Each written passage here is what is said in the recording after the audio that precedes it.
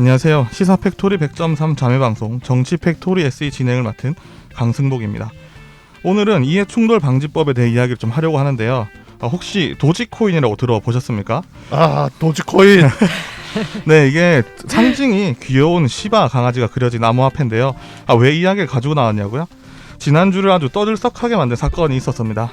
이 코인의 4월 17일 한국 거래량이 17조 18억 원을 기록했습니다. 이는 4월 16일 코스피 하루 거래량인 15조 5천억 원을 뛰어넘은 금액입니다. 도지코인은 테슬라의 최고 경영자인 일론 머스크가 지난 2월 초에 장난스레 개인 트위터에 도지코인은 모든 사람을 위한 암호화폐라고 하면서 가격이 요동치다가 지난 17일에는 개인 트위터에 도지코인은 모든 사람을 위한 암호화폐라고 하면서 가격이 요동쳤습니다. 그러다가 지난 17일 코스피 하루 거래량을 넘어서 버리는 일이 생겼습니다. 이게 문제가 된 것이 미국 개발자들이 장난으로 만든 화폐라는 겁니다. 여기에 돈이 물려서 투자를 넘어 투기 광풍을 이끌고 있다는 현실에 참으로 안타까운 생각이 듭니다. 마치 일론 머스크가 도지코인이라는 암호화폐를 띄우면서 이해충돌 방지법에 저촉이 되지 않을까 싶어 오늘 썰을 좀 풀었습니다. 오늘도 저와 함께 하시는 분들 인사 부탁드리겠습니다. 안녕하세요. 이양입니다. 어제 4월 20일은 장애인의 날이었습니다. 최근 울산광역시 발달장애인 지원센터에서 팬데믹 시대 발달장애인의 생활 실태와 서비스 욕구 변화 연구조사를 발간했는데요. 이 보고서 보니까 65%가 코로나19로 병원 이용에 어려움을 겪고 있고 사회적 돌봄 서비스가 크게 줄어서 장애인의 외출 횟수도 절반 가까이 줄었고 늘어난 돌봄 부담을 보호자가 오롯이 떠안고 있어서 장애인이 느끼는 답답함과 분노 같은 심리적 어려움도 훨씬 크다고 합니다. 코로나19 확진자 중 장애인 확진자의 사망률은 비장애인보다 6배나 높고요. 백신 접종할 때도 장애인 유형별로 맞춤형 서비스를 제공하지 않아서 혼선이 큽니다. 오늘 우리는 우리 사회의 양극단의 민낯을 확인합니다. 차별의 끝 장애인과 특권의 끝 고위공직자. 과연 이해충돌 방지법이 이 극단의 간격을 한 뼘이라도 좁힐 수 있을지 끝까지 함께해 주십시오. 네, 안녕하세요. 이동훈 변호사입니다. 갑자기 이야기 위원장님께서 너무 많은 말씀을 하셔가지고 도지코인을 샀었어야 했는데라는 말을 안돼. 어쨌든 오늘은 저희가 어렵게 의원님 한 분을 모시고 저희가 이해충돌 방지법에 대해서 좀 여쭤보고자 합니다. 저희가 준비 많이 했으니 많이 들어주세요. 네, 안녕하세요. 이태인입니다. 저희는 저번 주에 이제 울산에서 청년들의 교류회가 있었습니다. 울산 청년정책 네트워크에서 시청의 조례상 참여기구죠. 거기서 이제 인천이랑 전남, 충북, 부산, 김해 다양한 각지에서 청년들이 모여서 교류회를 진행했었고요. 거기서도 이와 관련된 얘기가 구체적으로 나오진 않았지만은 얘기가 어느 정도는 나눠 썼었고요. 물론 지금 이제 진행되는 이 이해충돌 방지법에 대해서 아직 잘 모르지만 청취자 여러분들께 쉽게 설명드릴 수 있도록 해보겠습니다.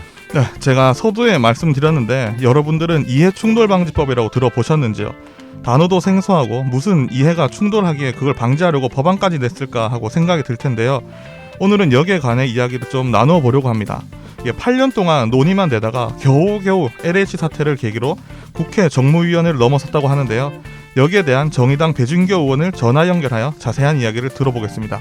그럼 정치 푹 시작하죠.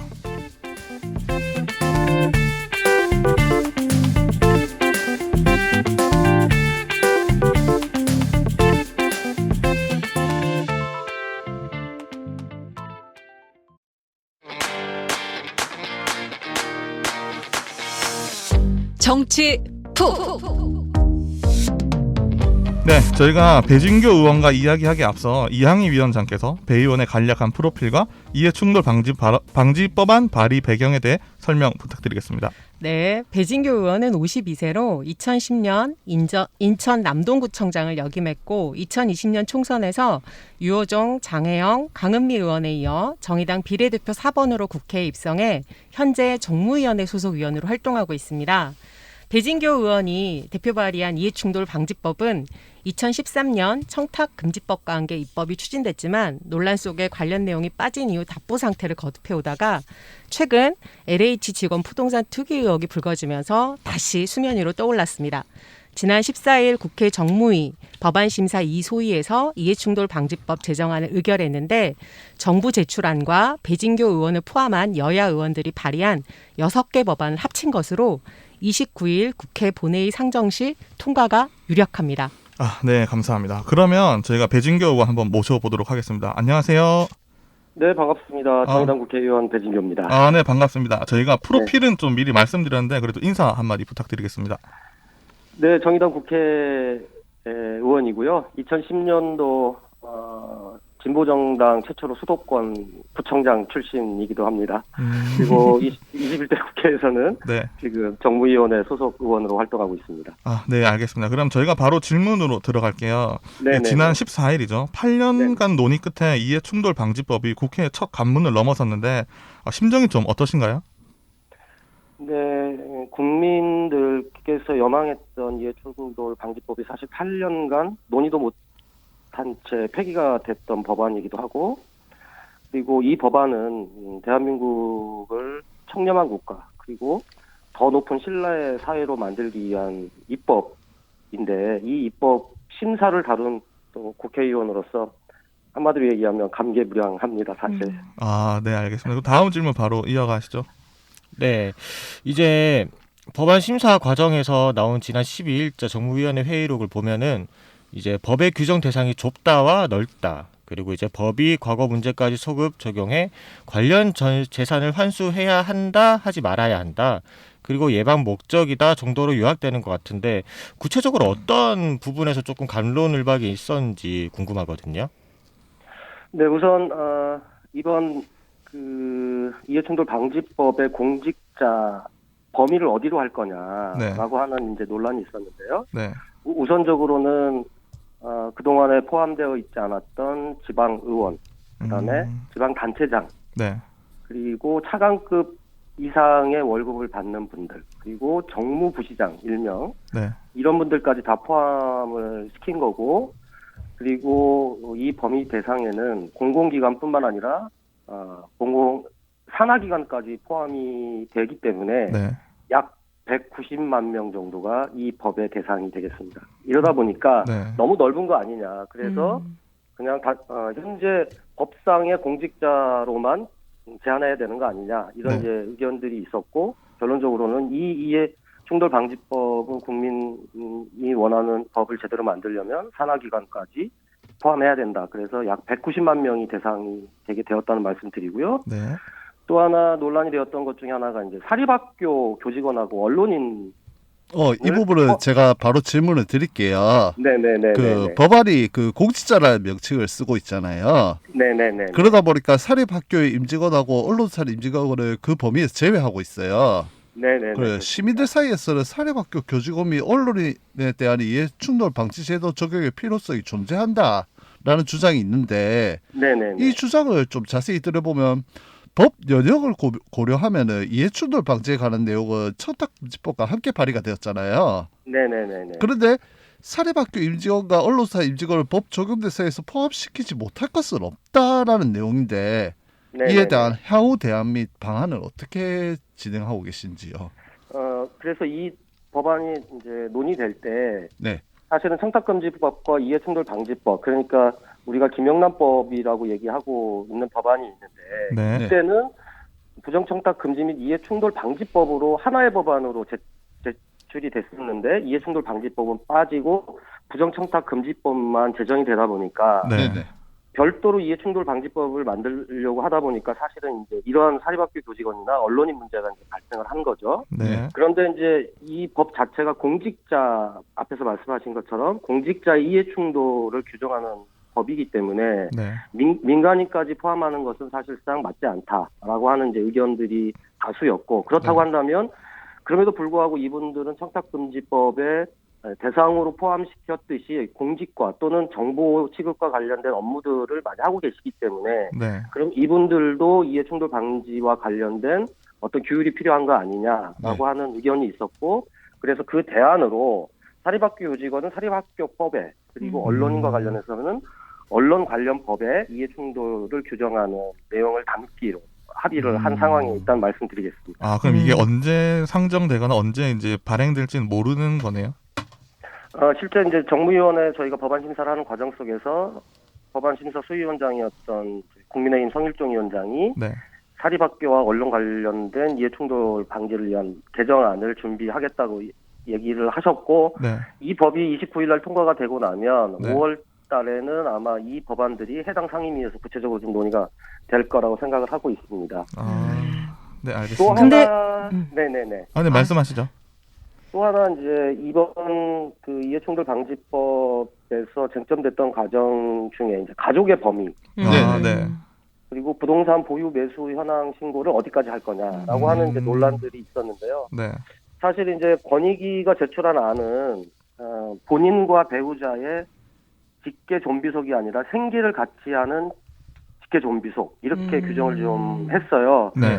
그런데 이제 권익위가 이렇게 제출한 이유 중에 하나는 지금 가족 형태가 상당히 많이 다양해져 있고 그렇죠. 또 독립생계 가족까지 이러한 것들에 대해서 대상으로 포함하고 처벌까지 한다는 건 좀 너무 한 거 아니냐라고 하는 의견들이 좀 있었던 거죠.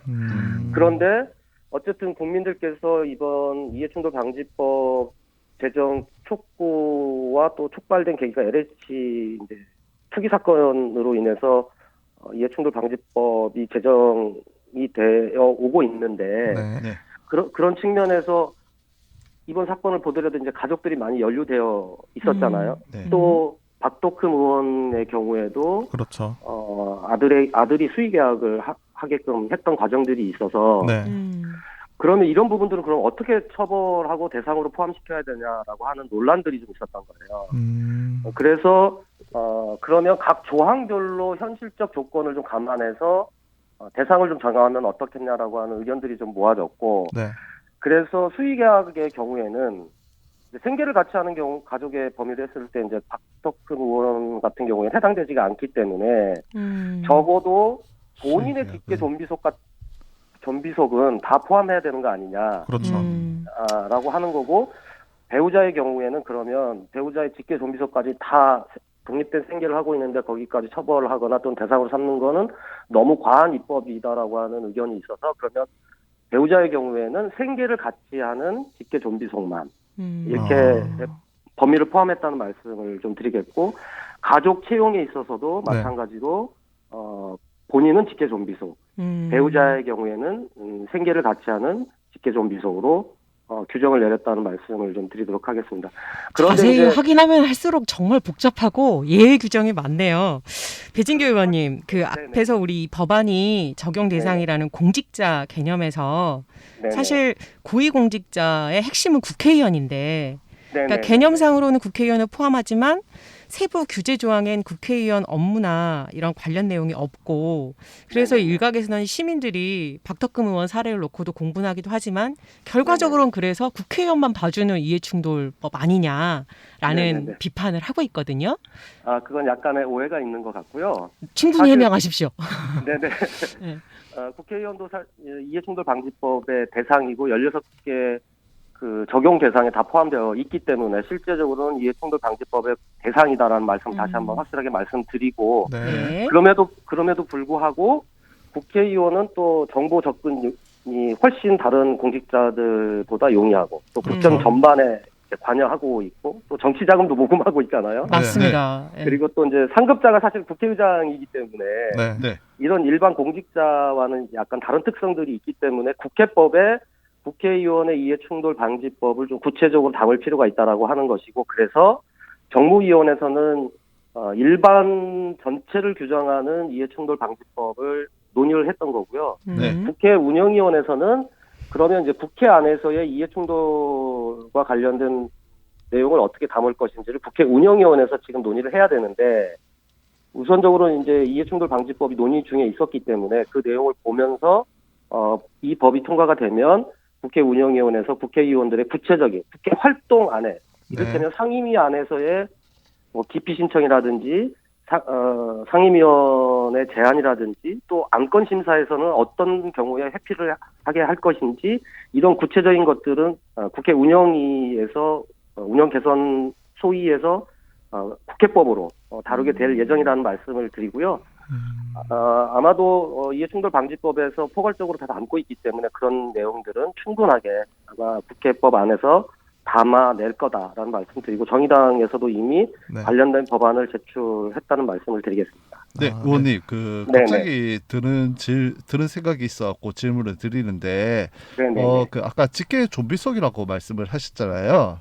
예, 범위를 그러면은 근데 일반적으로 그 존 속이나 비 속보다는 네네. 자신의 형제나 자매한테 네네네. 이런 정보가 넘어가는 케이스가 더 많을 거로 추정이 되는데 네네네. 혹시 그 그렇습니다. 법 규정 대상에 현재 자매는 포함이 안 되는 건가요? 그래서 형제 자매까지를 다 포함하게 될 경우에는 너무 범위가 너무 넓은 것뿐만 아니라 너무 과도한 입법이다라고 하는 의견들이 사실 있었습니다. 그래서 아까 말씀드렸다시피 배우자의 직계 좀비석의 경우에도 네, 사실은 너무 범위가 넓기 때문에 생계를 같이 하는 직계 좀비석으로 부분 포함시켰다는 말씀을 드렸잖아요. 네, 네.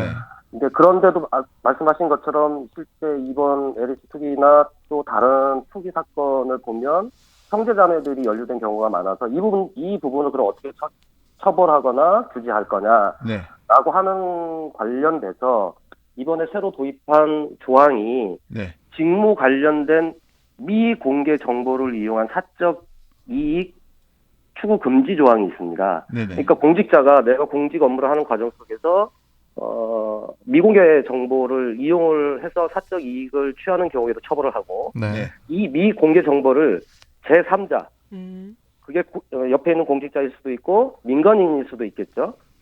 그 민간인에게 제3자에게 그 미공개 정보를 이용해서 사적 이익을 취하게끔 하는 경우에도 처벌을 할 수 있도록 이번에 이해충돌방지법에서 법안 내용으로 담았기 때문에 네, 네. 형제 자매의 경우에는 제3자에게 정보를 제공하고 그 제3자가 사적 이득을 취하게 할 경우에 재산을 환수하는 것뿐만 아니라 처벌할 수 있도록 규정을 만들었다는 말씀을 추가로 드리겠습니다. 그럼 그게 그 다음 질문이랑 좀 연결이 되는 건데 네네. 결론적으로는 뭐 차명까지도 만약에 거래를 하게 된다면 이거를 밝혀내는 것도 엄청 힘들 거잖아요. 네네, 그렇습니다. 네, 그럼 이거를 그럼 한계점에 다다른 거 아닌가 좀 싶거든요. 사실 이제 이해충돌방지법이 앞에서도 말씀드렸지만 범위를 어디로 할 거냐, 그리고 실제적으로 이제 각각의 사례들과 관련해서 이제 다양한 사례들이 앞으로 많이 만들어지게 될 텐데, 네, 그런 측면에서 이해충돌방지법에서 말씀하신 것처럼 모든 것을 다 담지는 못했습니다. 네, 그런 측면에서 일부 한계는 있을 수 있지만, 이런 상황에서 어쨌든 이제 차명이나 이런 것들을 통해서 직무상 정보, 그러니까 사적 거래를 사실 한 거잖아요. 그렇죠. 그래서 이런 사적 거래도 이해충돌방지법에서 금지하고 있고 만약에 이런 것들이 나중에 확인이 될 경우에는 처벌을 할 수 있도록 되어 있어서 뭐 이걸 확인하는 과정까지는 상당한 이제 시간이나 또는 그걸 원천적으로 차단할 수는 없겠지만 어쨌든 금전적 거래, 그다음에 뭐 대가성 있는 어떤 거래 이런 것들을 원천적으로 지금 다 금지하고 있는 내용들을 이해충돌방지법에 담았다는 말씀으로 답을 좀 대신 드려야 될 것 같습니다. 네, 알겠습니다. 네, 네네. 소고기법 관련해 갖고 이제 쟁점을 좀 넘겨볼게요. 네네네. LH 사태를 놓고 저 모든 국민이 분노를 했잖아요.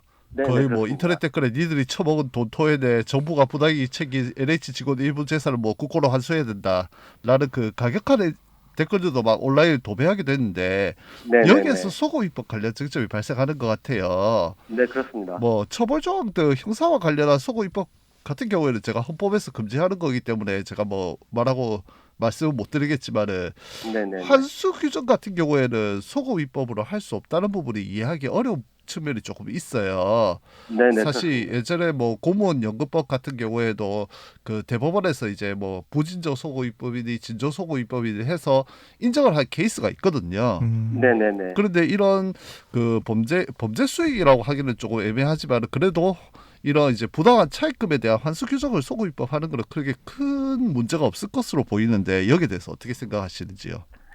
그래서 제가 이해충돌방지법을 이번에 발의할 때 네, 부진정 소급 입법안을 사실 담았고 네, 마지막까지 이제 이 내용이 사실 쟁점 사항이기도 했습니다. 그래서 말씀하신 것처럼 형사와 관련된 소급 입법을 지금 이제 금지를 하고 있고 네, 국토교통위원회에서도 공동주택법을 개정하는 과정 속에서 소급 입법이 어렵다라고 이미 한 차례 확인이 되어 있는 상황이었지만 네. 말씀하신 것처럼 국민들의 감정상으로 이러한 상황 속에서 그러면 처벌은 못하더라도 투기에서 이익 얻은 부분과 관련해서는 환수해야 될 거 아니냐라고 하는 이제 강력한 국민들의 요청 사항이 있었던 거죠. 사실 그래서 투기꾼들이 형사처벌이 무서운 게 아니고 자신들이 번 돈을 몰수하는 게 무서운 거잖아요. 네네. 그래서 예. 논란이 있지만 충분히 이미 합헌을 받은 판례들이 있다. 앞에서도 말씀하셨지만 예. 제가 이제 얘기 드렸던 사례로는 계약 개발 이익 환수와 관련해서도 예. 계속 개발 이익이 끝나지 않은 진행 중인 사항과 관련해서는 이 법이 적용 가능하다라고 하는 이제 이런 헌법재판소 판례들이 있기 때문에 이 부분도 충분하게 입법 권한을 갖고 있는 국회가 입법 정책적 결정을 충분히 할 수 있다라고 의견을 계속 말씀을 드렸는데 네. 여전히 이제 부진정 소급도 사실은 대단히 신중해야 된다라고 하는 이제 여러 의원님들의 의견이 있었고 결론적으로는 합의를 이루지 못해서 이번에 논의에서 일단 배제가 되었고 조항에 적용되지 않았는데 뭐 제 개인적인 입장에서는 대단히 아쉽고 또 유감스럽게 생각하고 있습니다, 사실. 아이고. 네, 그럼 추가 질문 마지막 질문 드리도록 하겠습니다. 지난 네네. 18년과 19년에 이제 문재인 정부가 3기 신도시 계획을 발표했잖아요. 경기도 네네네. 남양주, 하남, 고양, 부천과 인천광역시 계획 지역에서 LH 직원들의 투기 문제가 발생했습니다. 이 투기 문제는 3기 신도시에만 머물지 않은 것으로 보이지만 정부의 네네. 반응은 지금 진행 중인 사업 지역에만 국한에 환수하겠다라고 이제 말을 해줬어요. 그렇게 정부가 네네네. 발표를 했는데 이에 대해 시민들은 대체로 부정적인 반응을 보이고 있더라고요. 그렇다면 왜 법안 논의 과정에서 이런 민심 반영이 안 된 것인지 왜 안 된 것인지 궁금하거든요. 저는 아마 이게 이제 정부가 이렇게 발표는 했지만 만약에 이 입장을 계속적으로 고수한다면 이번 재보궐선거를 통해서 확인했듯이 부동산에 대한 국민들의 감정이 어느 정도 수준인지는 이제 확인이 됐다고 보여집니다. 네. 그러니까 여당이든 야당이든 이 부동산 문제와 관련해서 공정한 과정들을 만들지 않는다면 뭐 특히 정치 일정으로 대선과 내년 지방선거가 이제 다가오고 있는데 어느 정당도 승리를 장담할 수 없다. 그렇다고 한다면 이 문제와 관련해서는 지역과 시기와 상관없이 확실하게 처벌하고 환수하는 것이 국민의 감정일 뿐만 아니라 정부 입장에서도 바람직한 부동산 정책이 될 거라고 보고 있습니다.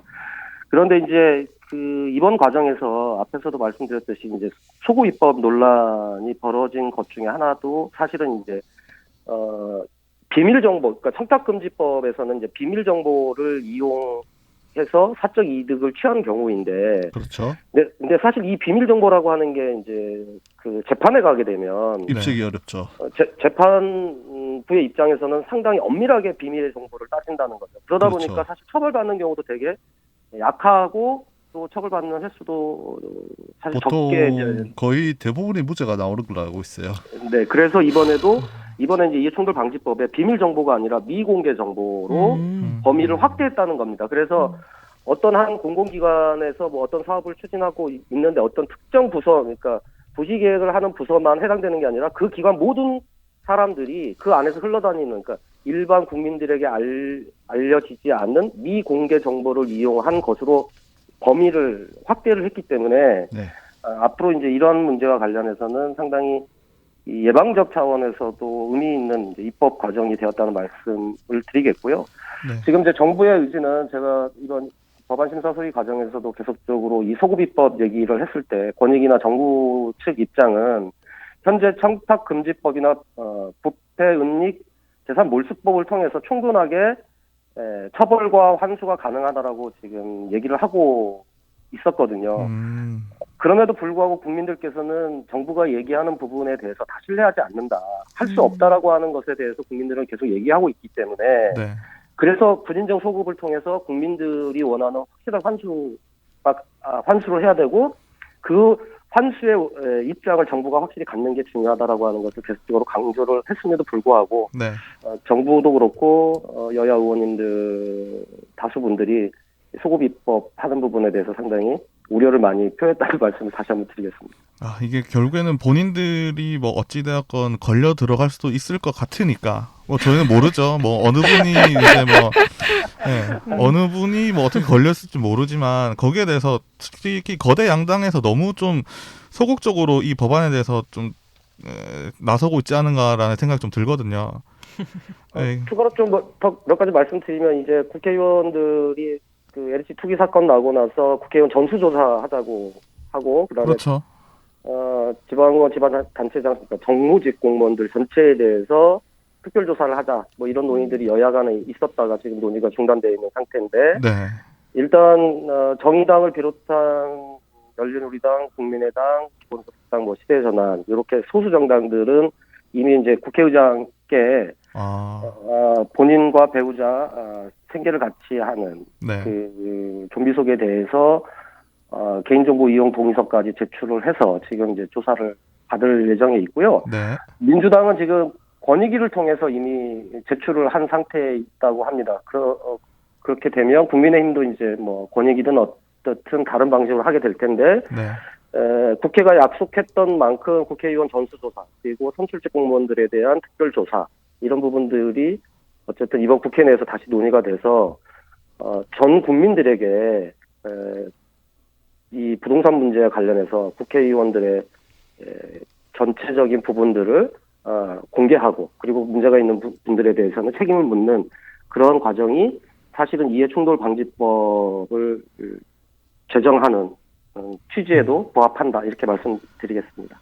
네. 오늘 감사합니다. 그리고 뭐 마지막 한마디 부탁드리겠습니다. 사실 이해충돌방지법은 8년 만에 어렵게 제정을 지금 해나가고 있는 상황입니다. 그럼에도 불구하고 국민 여러분들께서 지적하듯이 부분 약간 미진한 부분도 있지만 이런 부분들은 법을 시행하는 과정 속에서 충분히 더 보완해 가야 된다라고 말씀을 드리겠고요. 네. 장기적으로는 청탁금지법과 이해충돌방지법을 하나로 묶는 통합된 법이 다시 제정되어야 한다는 말씀도 추가로 드리겠습니다. 앞으로 그런 법들이 제정될 수 있도록 국회에서 최선을 다하겠다는 약속의 말씀도 드리겠습니다. 네. 오늘 인터뷰 정말 감사합니다. 고맙습니다. 고맙습니다. 네. 네. 저희가 1부는 이렇게 마치도록 하고요. 2부 때 일부 약간 갈무리하면서 저희도 동남권 상황은 좀 어떤가 이해충돌 방지법에 대해 2부에서는 좀 정확하게 한번 제가 짚어보도록 하겠습니다. 그럼 2부에서 만나겠습니다.